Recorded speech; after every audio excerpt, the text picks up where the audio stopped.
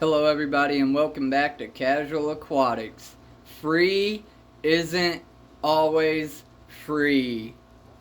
As we dive into this video, if you have not seen my videos about getting free tanks, you might want to go ahead and watch that first real quick. This is going to be a part of a series. The video will be down in the description. Thanks. So as you guys know, I have acquired some tanks. Starting with this one, it's a 55 gallon, but it doesn't hold water. They ended up using it for a reptile cage. I think there's a leak in the seal down at the bottom, but I'm actually just gonna keep it for Mr. Turtle wherever he is hiding. Let me get focused in. He's trying to burrow down. So that's not too big of an issue. On some of these smaller tanks, they have cracks around the framework. Now on these smaller tanks, that might not be an issue, but when we get over here to these 55s and bigger, it does matter. So like on this one, it's cracked there.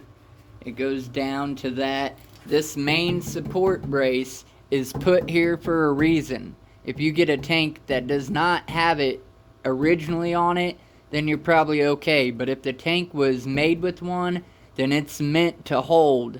As you put your water in and it starts to kind of bow out, that stabilizes it. So with that said, replacing just the top braces is going to cost me $17 for the brace itself, plus shipping, probably around a $30 purchase. And I'm going to need to do it on 2 of these tanks for sure. I might do it for the small ones too. I'm not sure. A couple of them were great condition, perfect condition. This one was in good condition. However, this one has a big old crack. And quite honestly, I don't know if it'd be worth it to try to take this tank apart and replace that glass piece, or this might end up becoming another reptile tank, or I might take it apart and try to make my own tank out of it. I'm not sure. So obviously one way or another there's going to be a little cost to putting that back together. I also got this tank, and it was a solid tank. Great seals and everything still on it. Came with the stand. I'm actually trying to get it up and cycling. Got some new fish coming. Stay tuned for that. So aside from material cost, there's also the factor of it cost me about $20 in gas for each trip that I made that was 27 miles.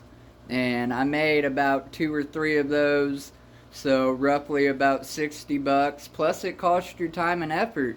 Are you willing to go get them? Once you put that post out there and somebody actually messages you, you don't want to waste their time because they took a chance on you. So you got to be willing to make time around whatever your schedule is and go pick them up. Not to mention the time and effort it's going to take to clean these tanks up, make them look good, and all of that.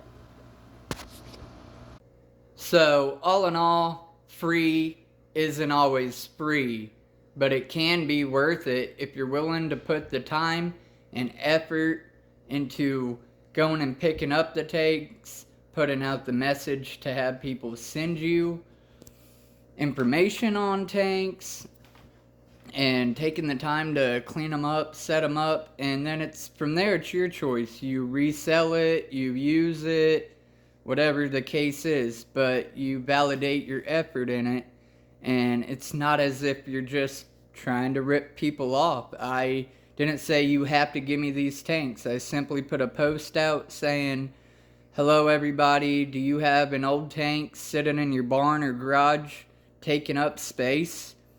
Well, we offer free tank removal.